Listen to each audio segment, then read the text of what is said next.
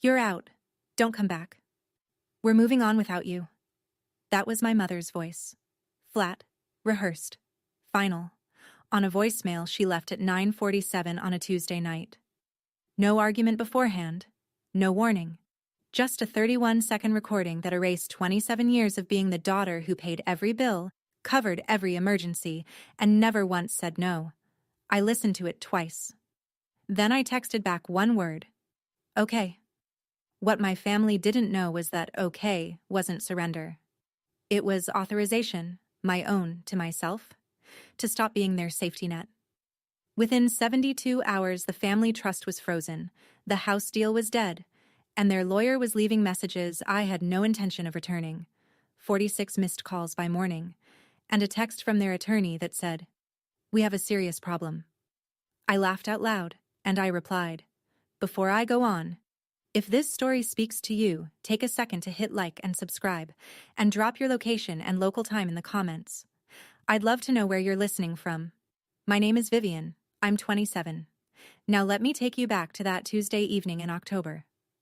The night a voicemail changed everything.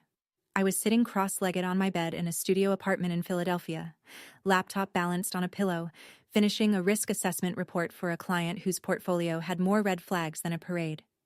That was my job, spotting danger before it arrived. Ironic, I know. My phone buzzed on the nightstand. One missed call from Mom, then the voicemail notification. I almost didn't play it. My mother rarely called me directly. She called Brooke, my younger sister, the one who still lived 20 minutes from our parents, the one whose name came up in every family group chat like a headline.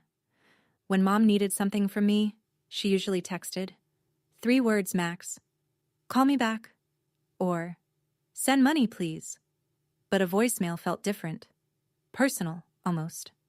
So I pressed play. Her voice came through the speaker flat and clear, like she'd practiced the words in front of a mirror. "Vivian, this is your mother. I want you to know that we've made a decision as a family. You are no longer welcome here. Don't come back. Don't make this harder than it needs to be. We're moving on without you." 31 seconds. I timed it on the playback bar. I played it again, thinking I'd missed a reason, a because or a since or even an after what you did. But there was nothing. Just the verdict. No trial. I checked our family group chat, the one Brooke had created 2 Christmases ago, the one where Mom posted casserole recipes and Dad sent blurry photos of birds from the backyard. I'd been removed. Not muted. Removed. And the chat had been renamed. The old name was The Owens Fam. The new name, I'll remember this until I die, was Us. So that's what I was now. The opposite of us. I set the phone face down on the nightstand and stared at the framed photo on my shelf. Our family at Brooke's college graduation. Mom beaming. Dad's hand on Brooke's shoulder. Me on the far right, half cropped by whoever took the picture. I should have seen it then. For 10 minutes, I did nothing. Just sat there with my hands in my lap, listening to the upstairs neighbor's TV bleed through the ceiling. Laugh track. Someone up there was watching a sitcom while my whole family voted me off the island. The first instinct was the old one. Call back. Apologize. Even though I didn't know what for. Ask what I'd done wrong. Promise to fix it. That was the pattern I'd been running since I was 14. Absorb the blame, patch the crack, keep the peace.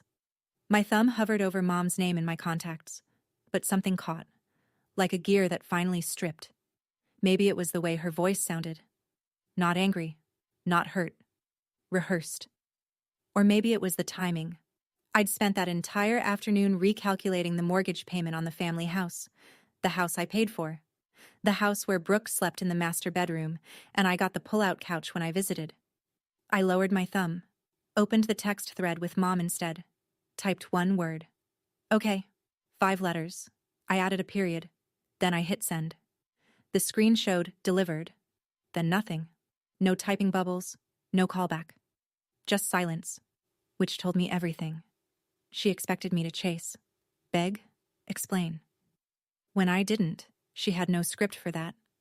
I couldn't sleep, not because of sadness.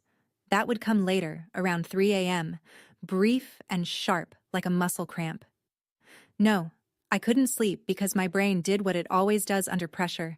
It went to work. I opened my laptop and created a new spreadsheet. Title: Family Financial Obligations, V. Owens. Column A, Item. Column B, Monthly Amount. Column C, Duration. Column D, Total. I started typing, and what came out of those columns, line by line, was the price of being the dependable daughter. It was so much higher than I thought. Mortgage on the family house, $1,850 a month. I'd been paying it for 3 years. That alone was $66,600. Health insurance for mom and dad, $640 a month. 2.5 years, $19,200. Brooke's car loan, the white SUV she posted on Instagram with the caption, "Blessed." $380 a month, 14 months, $5,320.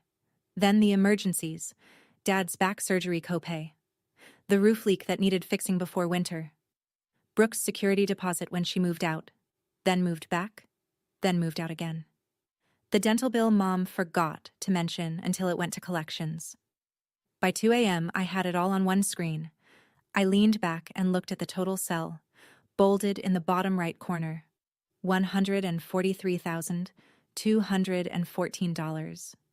I'd contributed more than my annual salary, over 6 years, to people who had just cut me off with a voicemail. But the number wasn't even the worst part. The worst part was what I found when I pulled up the supporting documents I kept in a cloud folder. The same compulsive record-keeping habit that made me good at my job. I was the co-signer on the mortgage. My name was on the deed as co-owner. I was the sole trustee of my grandmother's trust fund, $86,000 she'd left for the family's education and medical needs, managed by me because Grandma said I was the only one she trusted with money. Every critical financial thread holding my family's life together ran through my name. They told me to leave, but they forgot I was the foundation. I hit print. The little desktop printer hummed to life in the dark apartment, spitting out page after page of receipts, statements, and contracts. I wasn't angry yet. That would come. For now, I was just awake. For the first time in years, fully awake. Morning came gray and cold. October in Philadelphia. The kind of sky that looks like a ceiling. I made coffee on autopilot, opened my laptop, and logged into the joint checking account. This was the household account I'd set up 2 years ago to streamline bill payments, mortgage, utilities, insurance, all pulling from one place. My money went in. Everyone else's expenses went out. The dashboard loaded and I noticed it immediately. The contact email on the account had been changed. My email, vivian.owens.fin at the provider, had been swapped out. In its place, an email I recognized. Brooks. The change was time-stamped 2 days before the voicemail. 2 days before. I sat with that for a moment. Let it settle. My sister had changed the contact information on my financial account before my mother recorded that message. The voicemail wasn't an emotional outburst, it was a scheduled step. I kept digging. In my inbox, buried under work emails, I found a forwarded notification from the title company handling the house. Subject line: Beneficiary Amendment, Confirmation Pending. The form requested my removal from the property deed, effective upon approval. Submitted by Brooke Owens, listed as Authorized Family Representative. I had never authorized anyone to represent me. I had never agreed to be removed from anything. My coffee went cold on the desk. I didn't touch it. Here's what I understood now.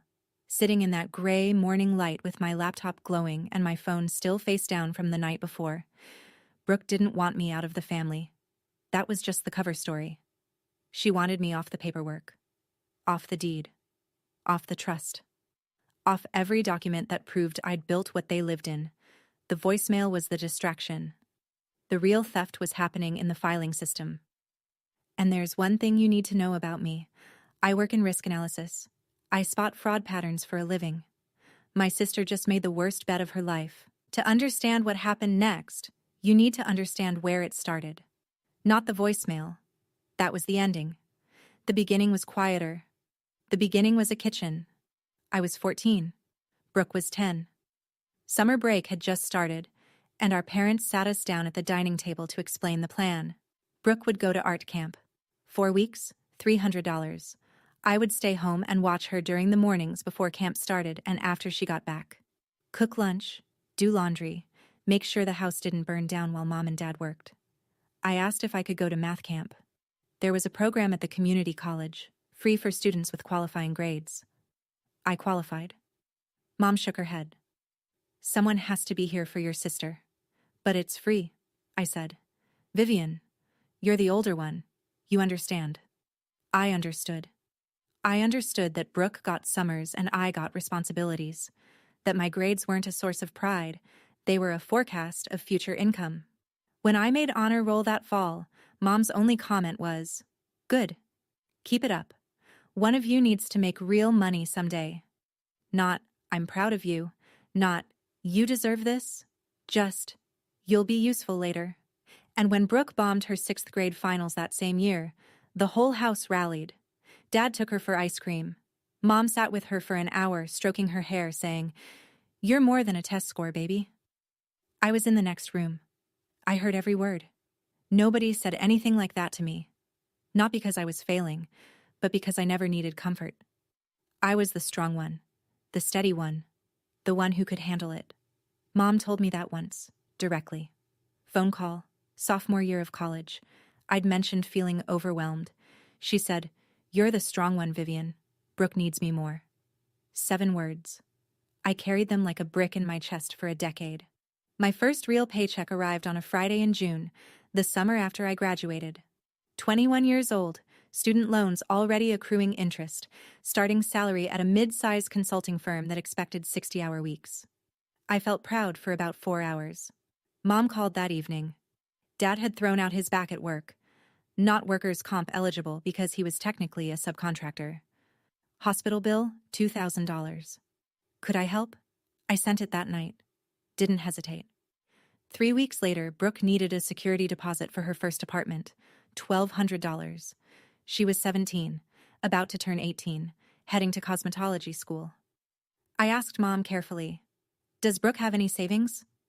The silence on the other end was a weapon. Then, "She's your baby sister, Vivian. She's starting out. How can you even ask that?" I sent the $1,200. My own student debt, $38,000. Sat untouched. No one asked about it. No one offered. It wasn't even a topic. The assumption was simple. Vivian's fine. Vivian handles things. Vivian doesn't need help because Vivian never asks for it. That first year out of school, I sent home close to $14,000. Not in a lump sum, in cuts. A few hundred here, 1,000 there. Always urgent. Always. Just this once. Just this once became every month. They never said thank you. I don't mean they forgot once. I mean the words were never spoken. Not in text. Not on the phone. Not at Thanksgiving when I flew home on a budget airline and ate dinner at the table I'd financially rebuilt. My birthday that year? Mom forgot. She posted a throwback photo of Brooke on Facebook that same week. Brooke's birthday 2 months later? Party at the house. I was asked to order the cake and pay for it. The last month of that year, I ate ramen for 9 days straight because my checking account was empty. I didn't tell anyone. Because if I had, Mom would have said I was being dramatic. And I believed her. That's the part that hurts the most. 3 years before the voicemail, Mom called with what she described as a family opportunity. She and Dad wanted to buy a house, a 3-bedroom outside the city, quieter neighborhood, better schools nearby for whenever grandkids come. She said it like a dream they'd earned. The reality was simpler. Their credit was destroyed. Dad's medical debt, a missed car payment from years ago, a collections notice Mom had ignored until it went to a judgment. No lender would touch them. So Mom asked me, "Just co-sign, Vivian. Your credit is perfect. The house will be in my name, but you'll be on the loan and the deed. It's the family home. Someday it belongs to both of you girls." I said yes. I didn't hire a lawyer. I didn't ask for a written agreement beyond the mortgage paperwork itself. Because the voice in my head, the one Mom had installed, said, "Family doesn't need contracts. If you ask for one, you don't trust us. And if you don't trust us, you're not family." So I signed. Co-signer on the mortgage, co-owner on the deed, though Mom was listed as the primary owner, and from that month forward, the $1,850 payment came out of my account like clockwork. Brooke moved in immediately, took the largest bedroom, decorated it, posted photos, home sweet home. When I visited, which wasn't often because I was working overtime to cover the payments, I slept on the pull-out sofa in the den. I paid for a house where I slept on a couch. About 6 months before the voicemail, I overheard something during a family call. Mom's voice in the background talking to Brooke. She didn't know I was still on the line. She said, "Once we refinance, we can pull some equity out. Don't worry about Vivian. I'll handle her." Handle me. Like a line item. Like a problem. I didn't say anything. I told myself I'd misheard, but my hands were shaking when I put the phone down, and the spreadsheet I'd been working on blurred in front of me. My grandmother, Mom's mother, died 4 years ago. Lung cancer, fast and cruel. She went from diagnosis to funeral in 11 weeks, but Grandma was sharp until the very end. 2 months before she passed, she updated her trust. $86,000, set aside for the family's education and medical expenses. And she named one trustee to manage it. Me. Not Mom. Not Brooke. Me. I remember the lawyer reading it out and Mom's face going still. She didn't argue. Not then. Not in front of the attorney. But later, in the car, she said, "Your grandmother didn't understand how things work. That money should be managed by the family, together." I am the family, Mom. She didn't answer. The trust sat quietly for 3 years. Then Brooke came calling. She wanted $15,000 for a business venture. An online resale shop she'd seen someone run on social media. No business plan. No projections. Just vibes and a link to a wholesaler. I said no. Not to hurt her. Because the trust terms were specific. Education. Medical. Not startup capital for an idea with no structure. Brooke cried. Of course she did. She called Mom. Mom called me. Your grandmother would have wanted to help Brooke. You're being controlling. I'm following the trust document, Mom. That's literally my legal job. Brooke didn't speak to me for 2 months after that, and during those 2 months, I found out from a cousin that Brooke had been telling the extended family I was hoarding Grandma's money and probably spending it on herself. I never corrected the record. I was too tired of fighting ghosts. But here's the part that mattered. The part I didn't realize would become a weapon. 2 months before the voicemail, Brooke called me, said she wanted to clear the air. Her voice was warm, almost sweet, sisterly in a way she hadn't been in years. We talked for 40 minutes, and at one point her guard dropped. Or maybe she just got careless, and she said it. Honestly, Viv, I just need you out of the trust and off the deed. Then everything gets simpler. For everyone. She said it like it was reasonable, like asking me to step aside from my own life was a favor I should want to do. What she didn't know, what she couldn't have known, was that I'd been recording the call. Not to trap her. I record important calls as a professional habit. My app flags any call over 10 minutes with a family contact and auto records with a disclosure tone at the start. Brooke either didn't hear it or didn't care. I saved that file in 3 places: cloud, USB. An email to myself with the subject line, just in case. Lying in bed that night, I kept circling back to one question. Why did Brooke need me gone so badly? We grew up in the same house. I made her lunch when Mom worked late. I co-signed her first car. And somehow, I became the enemy in a story she wrote without telling me. I still don't fully understand it. Maybe you do. If you've ever been the reliable one who got repaid with betrayal, why do you think they do it? Drop your take in the comments. Wednesday morning, 2 days after the voicemail. I walked into the office looking like I'd slept inside a paper shredder. Marcus Webb noticed before I reached my desk. He was senior to me by 7 years, a CPA with a calm voice and the kind of steady presence that made clients feel safe handing over their ugliest numbers. We'd worked on a dozen audits together. He was not the type to pry. But that morning, he pried. I'd gone to the break room for coffee, and when I came back, Marcus was standing near my desk. Not sitting. Standing, like something had stopped him mid-step. My laptop screen was still open. The spreadsheet was still up. Family financial obligations, V. Owens. The total was bolded at the bottom. He looked at me, then at the screen, then back at me. Viv. His voice was low. I don't want to overstep. But that spreadsheet? Is that money you're owed or money you gave away? I could have lied. Could have said it was a client file, a mock-up, a template. But I was running on 4 hours of sleep and the fumes of a decade's worth of being fine, and something in the way Marcus asked, direct, no judgment, no filler, cracked the seal. I told him.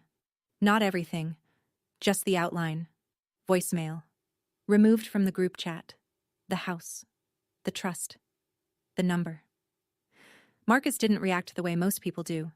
He didn't gasp or shake his head or say, "That's terrible." He went quiet.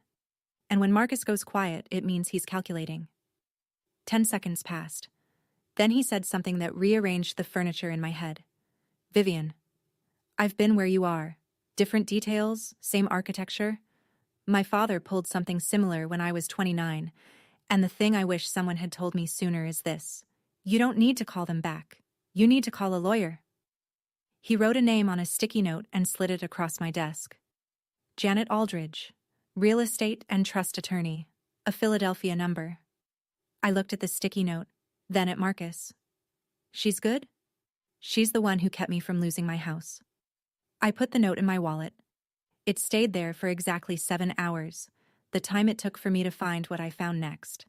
That evening, I sat down with every document I had and went through them the way I'd go through a client's portfolio, line by line, looking for what didn't match. I pulled up the email from the title company again, the one requesting my removal from the deed. I'd noticed it that first morning but hadn't looked closely at the attachment. Now I opened it. The form was standard. A beneficiary amendment request. At the bottom, 2 signature lines. One for Donna Owens, primary owner. One for Vivian Owens, co-owner. Both lines were signed. I zoomed in on my signature, and my stomach went cold. It was close. Someone had studied my handwriting. The slant was right, the size was right, even the little tail I leave on the N in Vivian was there. But the O in Owens was wrong. I write my capital O with an open loop, a habit from years of signing financial documents quickly. This O was closed, sealed shut. A small thing, the kind of thing only I would notice. But I noticed. Someone had forged my signature to remove me from the deed of a property I'd paid over $66,000 toward. I checked the submission details on the form.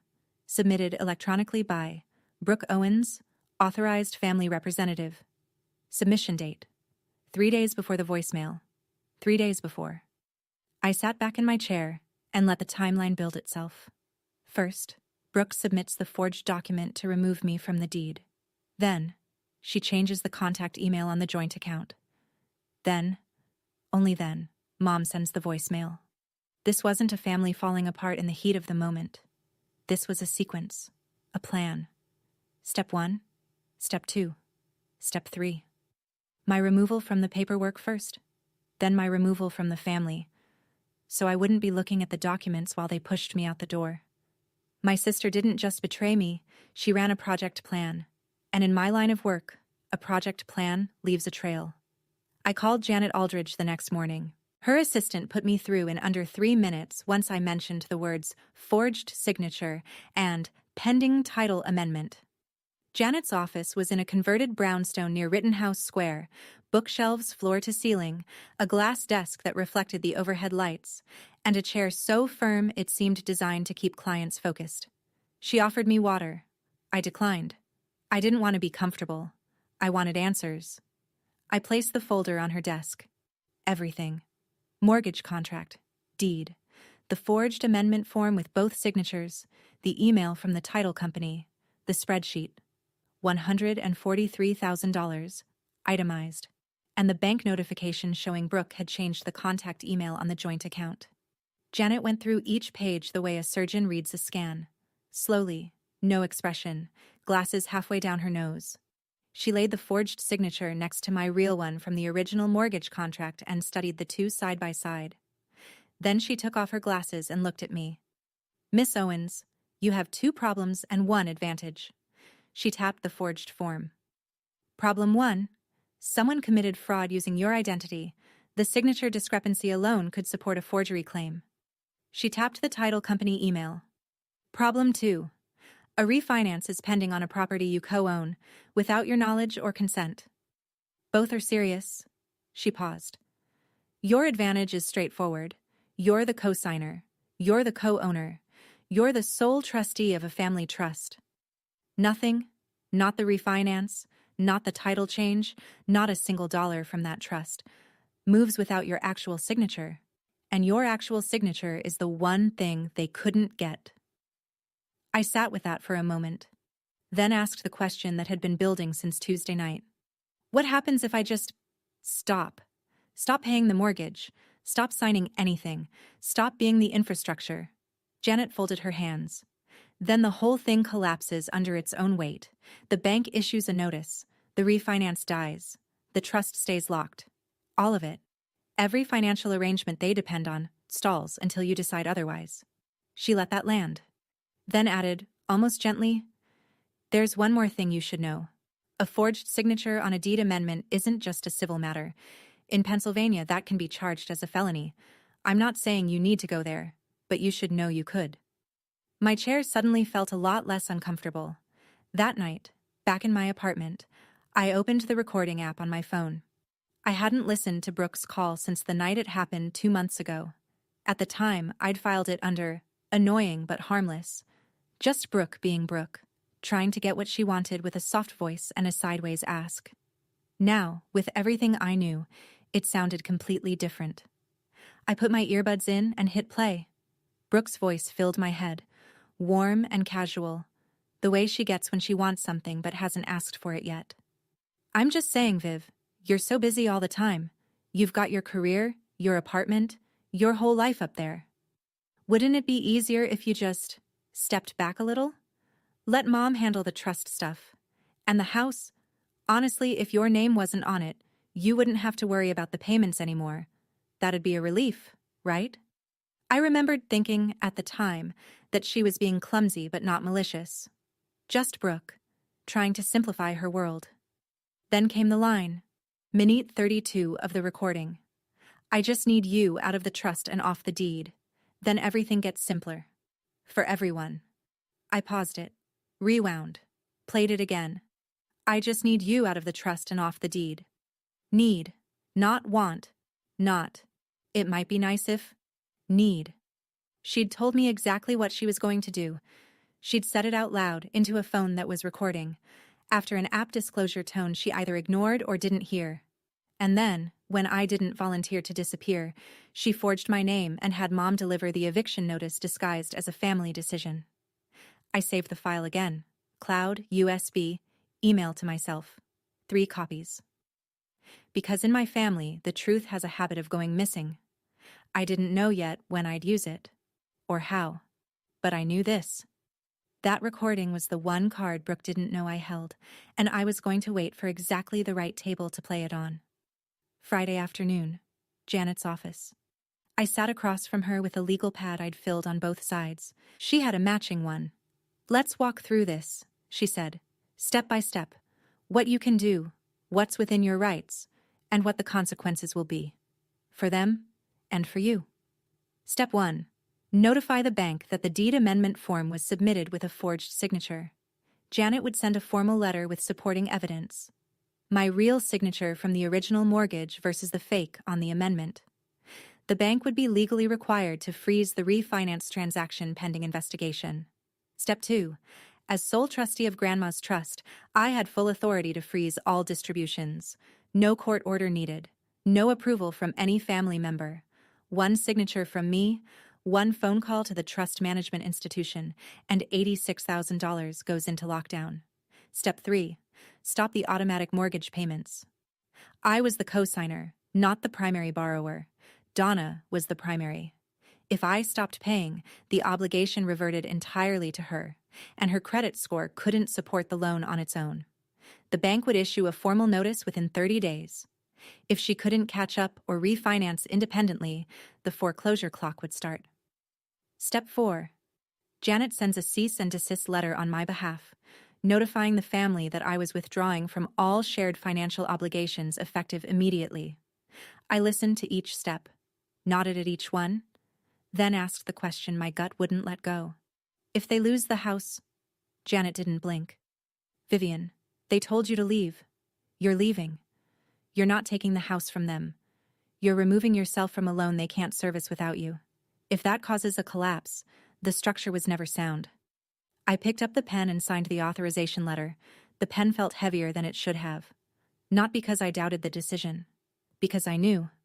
Once that ink dried, there was no undoing it. No quiet resolution, no late-night phone call that puts everything back in the drawer. This was the sound of a bridge I didn't burn. I just stopped being the bridge. Monday morning, I drove to the bank that managed Grandma's trust during my lunch break. The branch was quiet. A few customers at the teller windows, soft music I couldn't name, the hum of fluorescent lights. I sat down with a trust officer named Dan, a pleasant man with a blue tie and a pen. He clicked nervously when he talked. I presented my trustee documentation, photo ID, the original trust instrument, a letter from Janet confirming my legal standing. Dan reviewed it all, clicking his pen exactly 14 times. Then he looked up. Miss Owens, you are the sole trustee on this account. No other signatories, no co-trustees, no secondary beneficiaries with withdrawal authority. Click. What would you like to do? I'd like to place a full freeze on all distributions from this trust, effective immediately. No withdrawals, no transfers, no disbursements until I authorize them in writing. He blinked. Any particular reason? I have concerns about potential unauthorized access. I'd like to conduct a review of all activity before allowing any further movement. That was language he understood. He typed for 2 minutes, printed a form, slid it across the desk. I signed it. $86,000. Locked. Dan said, "You'll receive a confirmation email within the hour. No one else will be able to access these funds without your written authorization and a notarized release." Thank you, Dan. I walked out into the October sun. The air was sharp. Leaves were turning. I stood on the sidewalk for a moment and felt something I didn't expect. Not triumph, not satisfaction. Lightness. Like setting down a suitcase I hadn't realized I'd been carrying through every doorway for 4 years. This was step 1. The trust was secure. Grandma's money was safe. But the real earthquake was still coming, because when Brooke tried to access that account, and she would try, I was sure of it, she'd hit a wall she couldn't charm, cry, or forge her way through. And that wall would have my name on it. Tuesday, Janet's paralegal sent 3 emails before noon. The first went to the mortgage lender. A formal notice of signature fraud on the deed amendment form, accompanied by a side-by-side comparison of my real signature and the forged one, plus my sworn affidavit confirming I had never authorized the change. Janet's letter requested an immediate hold on all pending transactions related to the property until the bank completed its internal review. The second email went to the same lender, notifying them that I, as co-signer, was terminating my automatic payment authorization effective the next billing cycle. The letter cited my legal right to cease voluntary payments on a loan where the primary borrower, Donna Owens, had initiated unauthorized modifications without my consent. The third email went directly to the Owens family, care of whatever email address Donna had on file, as a formal cease and desist. It stated in clean legal language that Vivian Owens was withdrawing from all shared financial obligations, that no further payments would be made on the mortgage, insurance, or any other joint expense, and that all future communications should be directed to Janet Aldridge, attorney at law. 3 emails, 12 attachments between them. 3 clicks of the send button. By 4 p.m. that afternoon, the mortgage lender had responded. The refinance transaction was frozen, pending a fraud investigation. The deed amendment was flagged. No changes to the property title would be processed until further notice. I sat in my car in the parking garage after work. Engine off, hands on the wheel. They were shaking, not from fear, from the strange vertigo of doing something irreversible. In 48 to 72 hours, those letters would land. Mom would find out the mortgage payment didn't come. The refinance was dead. The trust was locked. The insurance cancellation notice would arrive within 30 days. Every single safety net I'd built under them, every invisible thread of money and signatures and reliability, was gone. Not cut. Just released. The way you let go of a rope when the person on the other end tells you they don't need you anymore. I turned the key, pulled out of the garage, drove home through Philadelphia traffic with the windows down, cold air filling the car, and waited for my phone to start ringing. It wouldn't take long. It took exactly 51 hours. I was at my desk Thursday morning reviewing a client's exposure report when my phone started buzzing. Not the polite single vibration of a text, the long, insistent pulse of a call. Then another. Then another. I didn't look right away. Finished my paragraph. Saved the file. Then flipped the phone over. 19 missed calls from Mom, 8 from Dad, 14 from Brooke, 5 from a number I didn't recognize, 46 total. The texts were stacked like bricks. Mom. Vivian, call me right now. Mom. This is not a game. Mom.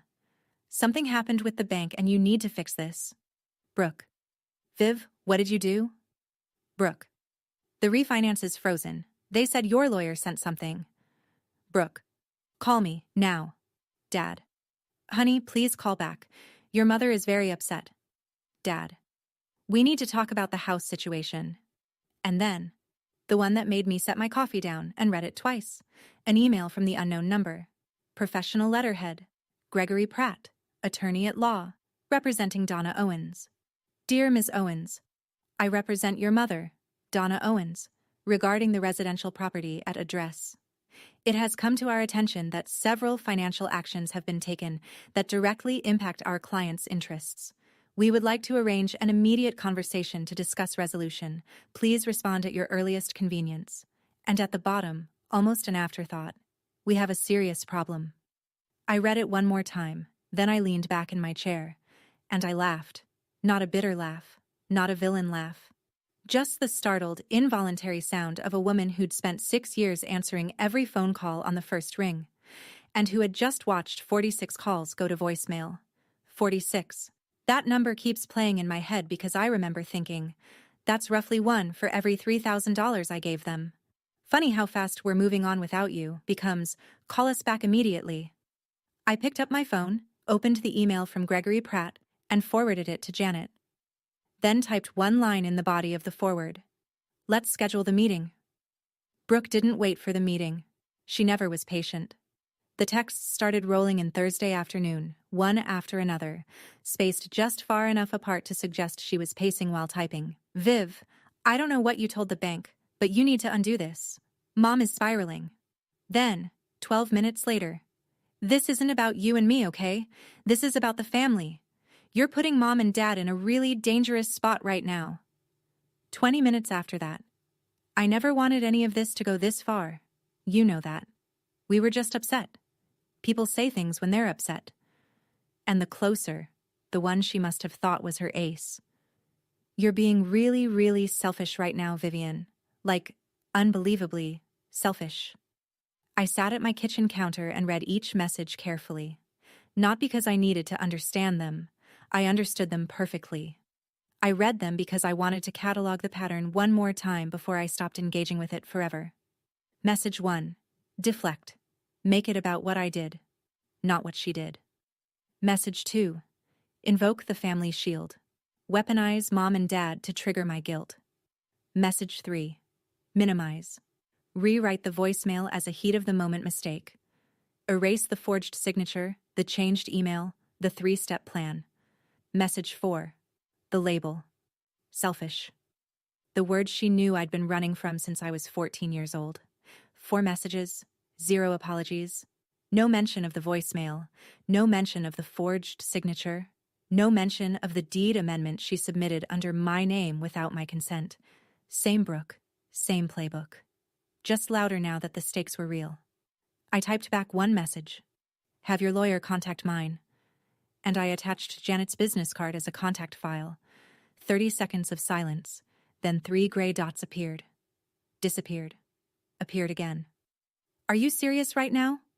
I closed the app, set the phone on the counter, screen down. Then, one last message from Brooke.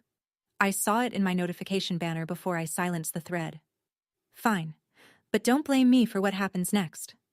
I almost smiled, because that sentence, don't blame me for what happens next, was the most honest thing Brooke had said in years. She was already planning her next move, and she wanted cover in advance. The difference now was that I was planning too, and my plans came with documentation. Friday evening. I was making dinner. Pasta, nothing fancy, something to do with my hands. When my phone rang. Dad's number. I picked up because the last time Dad called twice in 1 week was when he went to the ER. Muscle memory. The responsible daughter answering the responsible phone call, but it wasn't Dad. Vivian Marie Owens. Mom's voice. Full name. The tone she uses when she wants you to feel 11 years old again. I don't know what has gotten into you, but you are destroying this family. Your father hasn't slept in 3 days. The bank sent a letter about the mortgage. The insurance company says our coverage is ending. And now Brooke tells me you're hiding behind a lawyer like we're strangers? I turned the burner down to low. Mom, you sent me a voicemail telling me not to come back. I'm doing what you asked. That was because I was upset. You know how I get. But this, freezing accounts, stopping payments, this is you being vindictive on purpose. I stopped paying for things that aren't mine anymore. You told me I'm not family. If I'm not family, I'm not financially responsible for the family. Silence. 2 beats. 3. Then, after everything I sacrificed for you, after all the years I poured into raising you, this is how you repay me. There it was. The script. The same guilt trip that had kept me writing checks for 6 years. I sacrifice, you owe. The eternal family ledger where my side was always in the red. Mom, I'm not repaying anything. I'm done paying. There's a difference. Her breath went sharp. You will regret this, Vivian. I'm telling you. You will look back on this moment and be ashamed. Maybe. But if I'm ashamed, it'll be for my own reasons. Not because you told me to be. I hung up. Set the phone down next to the stove. My hands were trembling. The pasta water was boiling over, hissing on the burner. I wasn't crying. Or, if I was, it wasn't from guilt. It was from the kind of grief that comes when you realize the person you keep hoping your mother will become doesn't exist. Never did. And no amount of mortgage payments was ever going to build her. I turned the burner off. I wasn't hungry anymore. But I noticed something, standing in that quiet kitchen with the steam curling around me. Donna hadn't mentioned the forged signature. Not once. Either she didn't know what Brooke had done, or she knew and decided it didn't matter. I wasn't sure which was worse. Saturday morning. My phone became a bulletin board of people I hadn't spoken to in months. Aunt Helen, Mom's younger sister, texted first. Honey, your mother is beside herself. Whatever this disagreement is, can't you just talk it out? She says you're trying to take the house. Then Uncle Robert, Dad's side. Heard some things through the grapevine. You know family comes first, right? Don't let money ruin what matters. Then a cousin I'd met exactly twice. Hey, Vivian. Not sure what's going on, but Brooke seems really hurt. Just wanted to say you should probably call your mom. One after another. All morning. All with the same invisible fingerprints. I opened Facebook. I hadn't posted anything in weeks, but I had a feeling. And there it was. Brooke's latest status update, posted at 11 p.m. the night before. When your own blood turns their back on you over money, families should never be about transactions. Some people only care about control. Praying for healing. 47 likes. 22 comments. Hearts and prayer hands and "Stay strong, babe" from people who had no idea what had actually happened. One comment from Aunt Helen. We love you, sweetie. The truth always comes out. Yes, I thought. It does. My chest tightened. The old reflex fired. The need to explain, to correct, to post my own side, to line up the receipts and show everyone the spreadsheet and the forged signature and the voicemail. I typed 3 different responses, deleted all 3. Then I remembered what Marcus had told me over coffee 2 days earlier, when I'd admitted I was terrified of being the villain in Brooke's narrative. Don't fight the narrative on their turf, he'd said, stirring his coffee without looking up. Bring the truth to the right room. The right room. Not Facebook, not a group chat. Not a phone call where Mom can hang up when the facts get uncomfortable. A room with a table, with lawyers, with documents, where crying doesn't override evidence and I'm the victim has to compete with timestamps. I closed Facebook, opened my email, wrote to Janet. I think it's time for the meeting, all of them, face to face, with everything we have. Janet replied in 11 minutes. Agreed. I'll coordinate with Pratt. Friday, my office. 5 days. 5 days until every story Brooke had ever told would have to survive a conference table. I set my phone on the kitchen counter and poured myself a second coffee. My hands were steady. Monday afternoon. Janet called me from her office on speakerphone so I could listen. She'd reached Gregory Pratt. The conversation was polite the way a chess game is polite. Controlled moves, measured language. Nothing wasted. Mr. Pratt, I represent Vivian Owens. As you know, my client is co-signer on the mortgage and co-owner on the deed for the property your client occupies. She's also the sole trustee of the Margaret Owens Family Trust. I'm aware of the financial arrangements, Gregory said. His voice was careful, lawyerly. Then you should also be aware that a deed amendment form was submitted to the title company bearing my client's signature, a signature my client did not provide. A side-by-side analysis shows clear discrepancies. The bank's fraud department has flagged the document and frozen the pending refinance. Silence. I counted. 1, 2, 3, 4, 5, 6, 7, 8. 8 seconds of dead air from a man who bills $400 an hour. Are you saying, Gregory said slowly, that my client submitted a forged document? I'm saying a document bearing a signature my client did not execute was submitted under her name. The title company and lender have both been notified. The bank's investigation is proceeding independently of our office. More silence. Then Gregory's voice, noticeably tighter. I'll need to confer with my clients about this. I'd recommend doing that soon, Mr. Pratt, before the bank's fraud division does it for you. The call ended with a date confirmation for Friday. Janet hung up and turned to me. His pause told me everything. He didn't know about the forged signature. She folded her hands on the desk. That means either your mother didn't tell her own lawyer or your mother didn't know. If Donna didn't know, then Brooke did this on her own. And didn't tell anyone. She told one person, I said. Me. On a recorded call. Janet's eyes narrowed. Not in suspicion, in something closer to satisfaction. Friday's going to be very interesting. Wednesday evening, I was cleaning up after dinner, dish in the sink, water running, when my phone rang. Dad. Actually Dad this time. Vivian. His voice was the quietest I'd ever heard it. Not angry. Not the rehearsed authority he sometimes borrowed from Mom. Just tired. The kind of tired that lives in the bones. Hi, Dad. The lawyer, our lawyer, called today. He said there's a problem with the house paperwork. Something about a signature that doesn't match. He paused. I let the pause stretch. The water was still running in the sink. He says someone may have signed your name on a form. That's correct. Do you... Another pause. I could hear him breathing. Do you know who did it? You should ask Brooke. The breathing stopped. Brooke? The form was submitted under her name, Dad. Authorized family representative. She submitted it 3 days before Mom sent me that voicemail. Silence. Long enough that I checked whether the call had dropped. It hadn't. The seconds counter was still ticking. You're sure about this? I have the submission records. My lawyer has the signature comparison. The bank has flagged it for fraud investigation. Yes, Dad. I'm sure. I heard something through the phone. A chair creaking. Like he'd sat down hard. Or maybe it was his knees. Let me talk to your mother about this. And there it was. The sentence he'd said 100 times across my lifetime. Let me talk to your mother. The eternal deferral.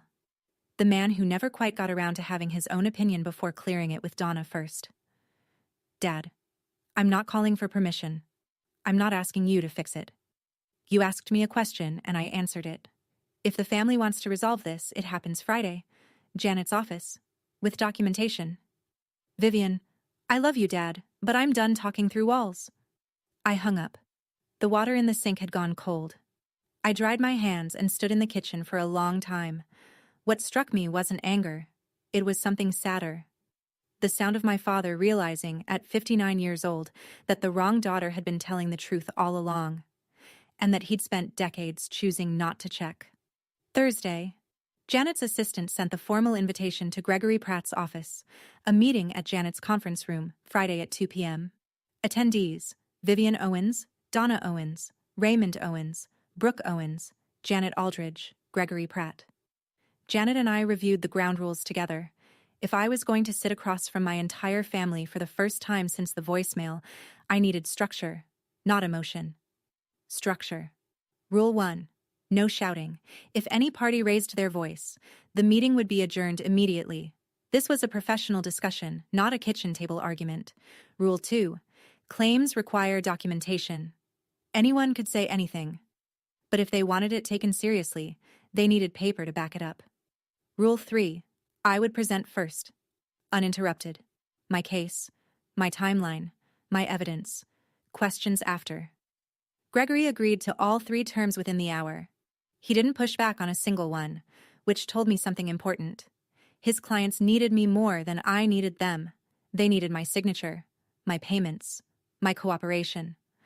Without those, they were staring down a frozen refinance, a lapsed insurance policy, a locked trust fund, and a mortgage they couldn't carry alone. I prepared my folder the way I prepare a client portfolio: organized, labeled, devastating. Tab 1. The spreadsheet, $143,000. Tab 2. The forged signature, side by side with the original. Tab 3. The email trail showing Brooke's unauthorized changes to the joint account. Tab 4. The timeline. Deed amendment, email change, voicemail, group chat removal. All dated, all documented, and tucked inside the back cover, in a small envelope, a USB drive with the recording. I hadn't decided whether to play it. That would depend on what happened in the room, on whether Brooke would tell the truth or whether she'd do what she always did. Marcus texted that evening. Ready for tomorrow? I typed back. Folders packed, hands are steady.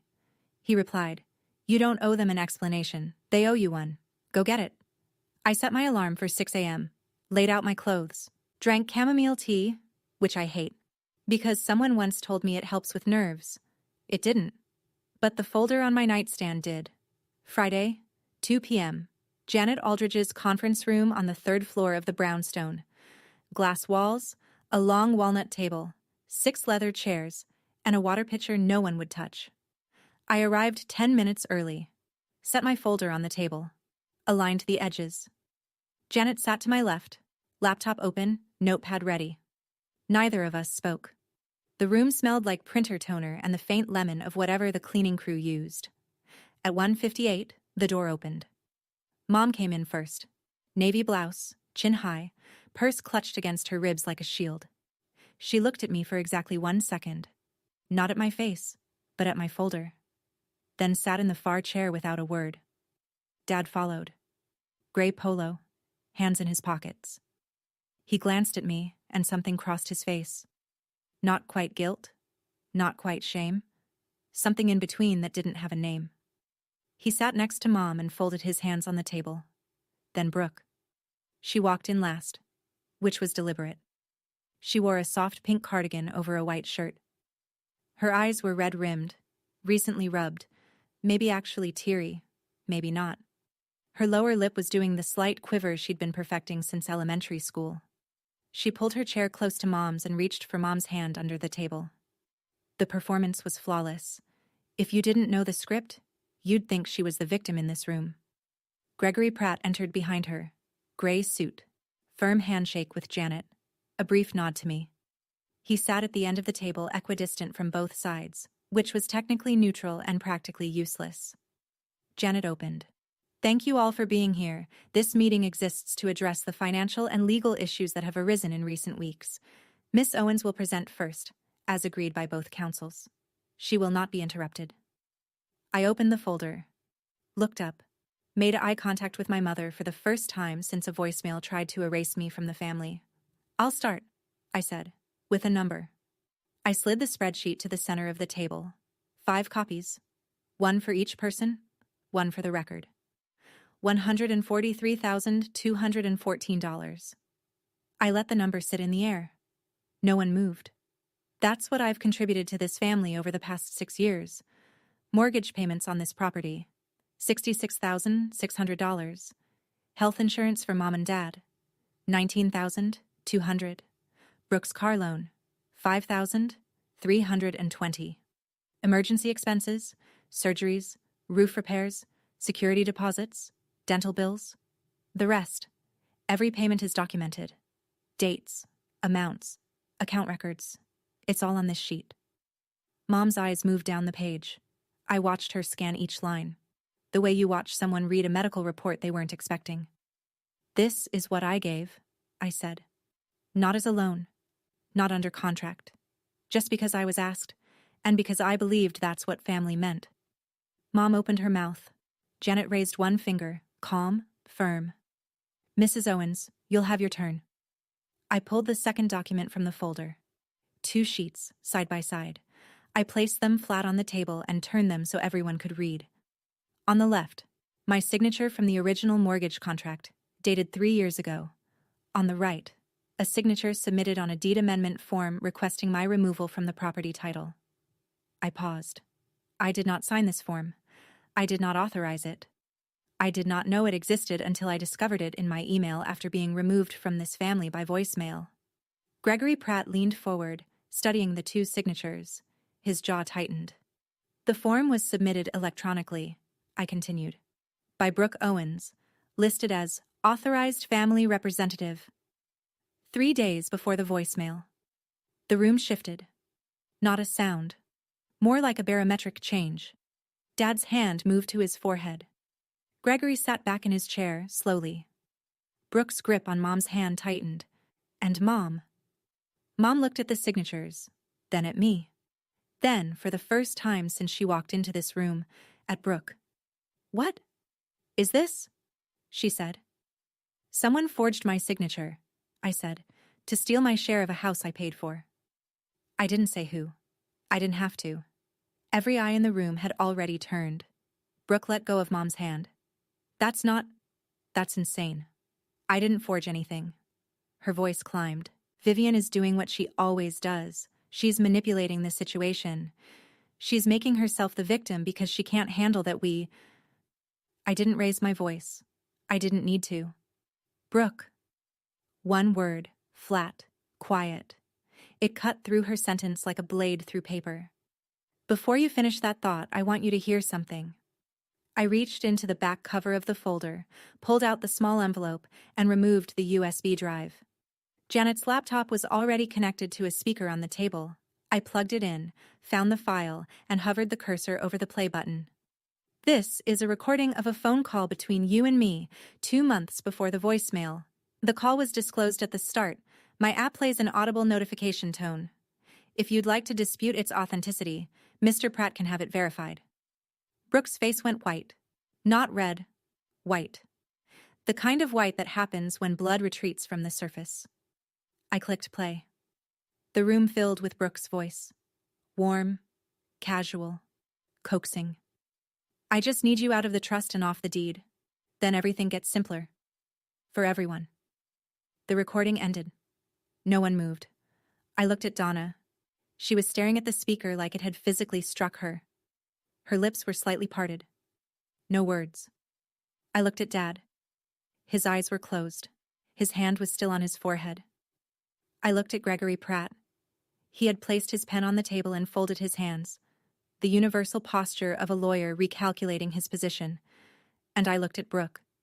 She was looking at Mom, searching for the lifeline that had always been there. The immediate defense. The she didn't mean it. The instant redirect of blame onto me. Mom didn't look back. 15 seconds of silence. I counted them the way you count the seconds between lightning and thunder, waiting to learn how close the strike was. It was the loudest my family had ever been. Then Brooke broke. That's out of context. I didn't mean it like that. I was just talking. Just saying things. People say things. Janet's voice was steady as a scalpel.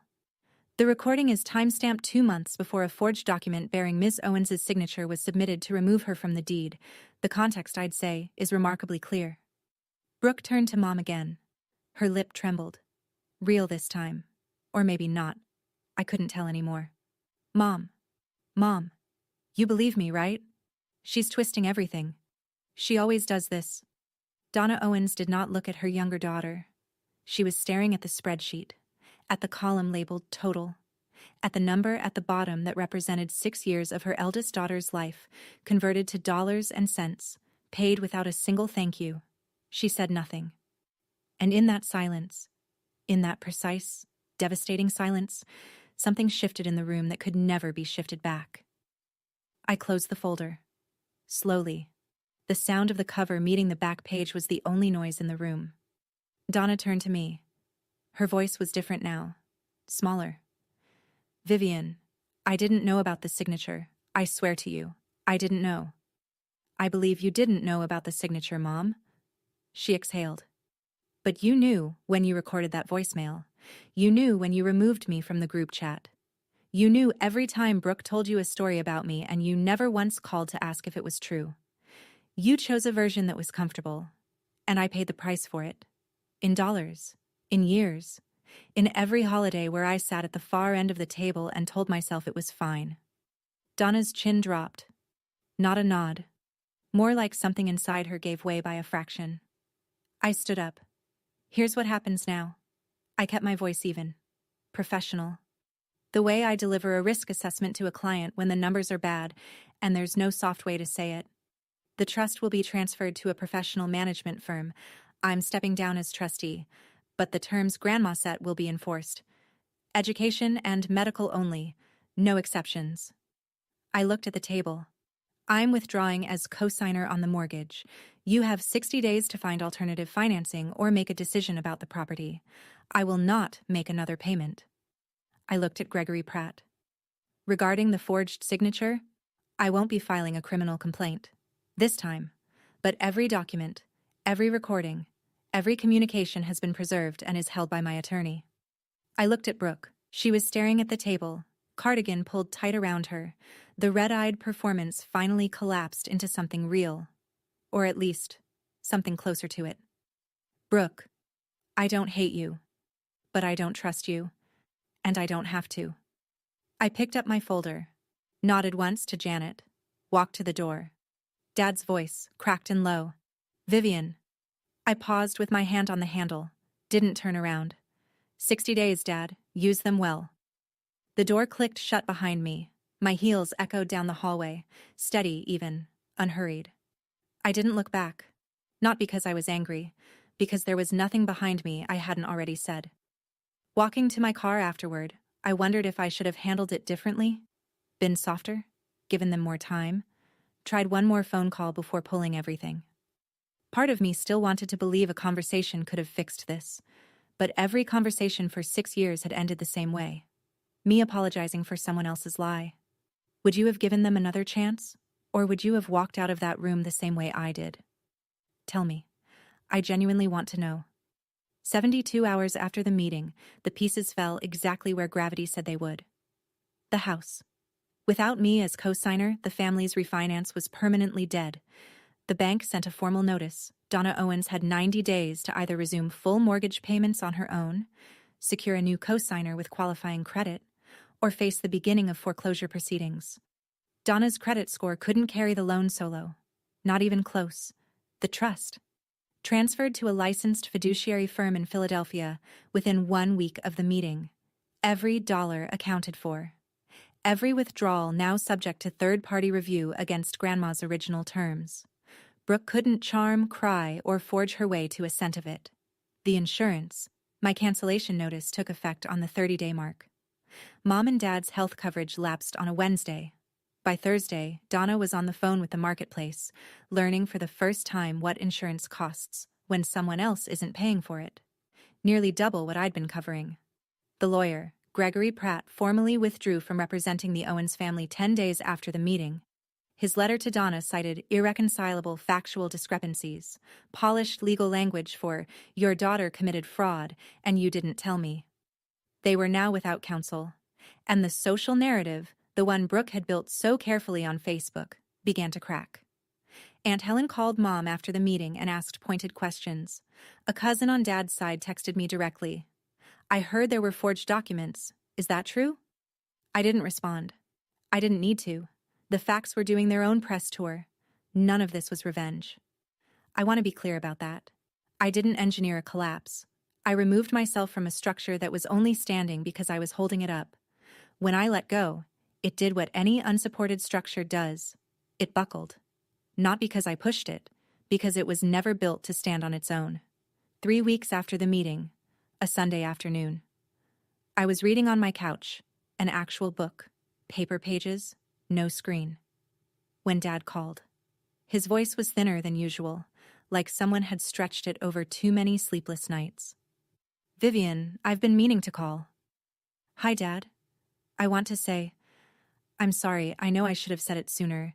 I should have asked questions when your mother sent that voicemail. I should have looked at the paperwork myself instead of just trusting that someone else had it handled."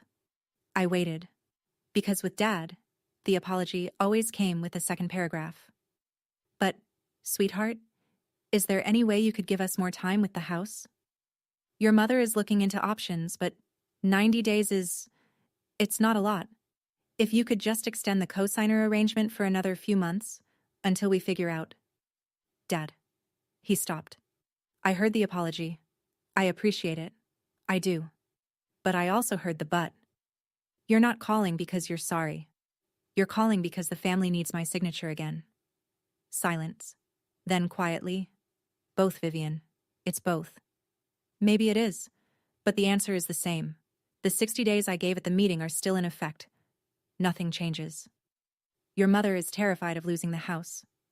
Then Mom should talk to a financial advisor, not to me."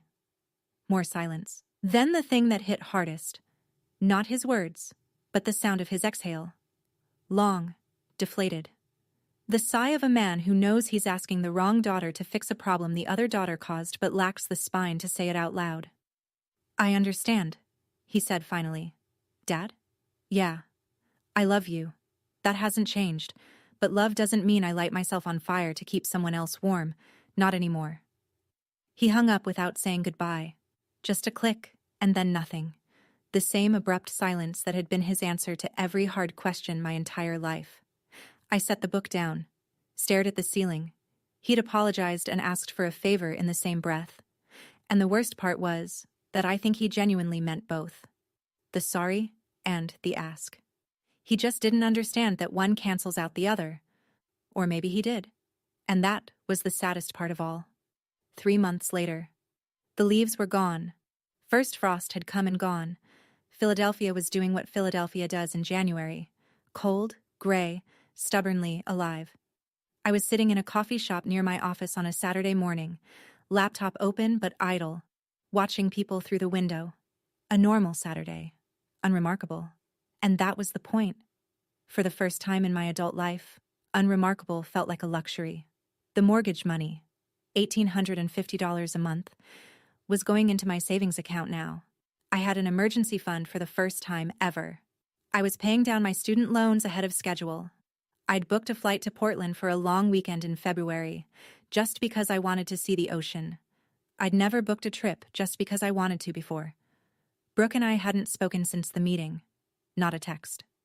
Not a voicemail. Not even a like on a photo. Complete silence. I checked her Facebook once, out of habit. She'd posted a new status. Starting over. No context. No mention of me or the house or any of it. Just the curated version of her life, sanitized for an audience that didn't know the backstory. I scrolled past it and felt nothing. And that nothing, that clean, quiet emptiness where guilt used to live, was the closest thing to freedom I'd ever known. Mom called once, about a month after the meeting. Her voice was different. Not warm exactly, but the sharp edges had been sanded down. She asked how I was. I said fine. She said okay. The call lasted 90 seconds. She didn't guilt-trip me. She didn't ask for money. She didn't mention Brooke. It wasn't healing. It was a ceasefire. And for now, that was enough. Dad texted on my birthday. 3 words. "Happy birthday, Vivian." First time in years. No exclamation point. No emoji. Just my name and an acknowledgement that I existed. It was the smallest possible gesture. But it was his. The house sold 6 weeks after the meeting. Donna listed it when it became clear no one would co-sign a new loan. I signed the paperwork to release my name from the deed. The real paperwork, this time, with my actual signature. I didn't take any proceeds from the sale. The deed listed Donna as primary owner and the equity was hers. I'd already calculated the loss. $66,000 in mortgage payments toward a house I never lived in. I wrote it off. Not on my taxes, but in my head. A tuition payment for the most expensive lesson I ever learned. Marcus met me for coffee that afternoon. He slid into the seat across from me, took one look at my face, and said, "How do you feel?" I thought about it. Really thought. "Lighter," I said. Like I put down something I didn't realize I was carrying. He nodded. Didn't say anything else. He didn't need to. For the first time in 6 years, every dollar I earned was mine. Not mine to give away. Not mine to sacrifice. Not mine to use as proof that I deserved a seat at a table I was already paying for. Just mine. Quietly, unremarkably, beautifully mine. I'm not telling you this story so you'll hate my family. I'm telling you because somewhere out there, right now, someone is sitting with their phone in their hand, staring at a transfer confirmation for money they can't afford to send to someone who has never once said thank you. And they're telling themselves the same thing I told myself for 6 years. It's fine. They're family. This is what family does. Brooke isn't a monster. She's a person who learned, very young, that lying gets rewarded and crying unlocks doors. Nobody ever made her stop. Nobody ever showed her a consequence that stuck, until the consequence wore my name and came with a lawyer. Mom isn't evil. She's a woman who built her identity around control, around being the center of a family that obeyed a script she wrote. When I stopped following the script, she didn't know how to respond with anything other than force. That voicemail wasn't cruelty. It was panic disguised as authority. Dad isn't a villain. He's a man who spent his whole life choosing silence over confrontation, and one day realized that silence has a price too. He's still learning that. I think he might get there. I hope he does. And me? I'm the woman who finally understood that the word family is not a blank check. That loving someone does not mean funding their life while they erase yours. That boundaries are not punishment. Boundaries are truth, delivered without apology. I don't know what my family looks like a year from now. I don't know if there will be a Thanksgiving I attend or a phone call that feels like home. I don't need to know. For the first time, I'm not building my life around their answer. So I'll ask you this, and I genuinely want to know. If the people who are supposed to love you the most told you to leave, would you fight to stay, or would you finally let them see what life looks like without you? Let me know in the comments. I read everyone. Thank you for staying with me through this whole story.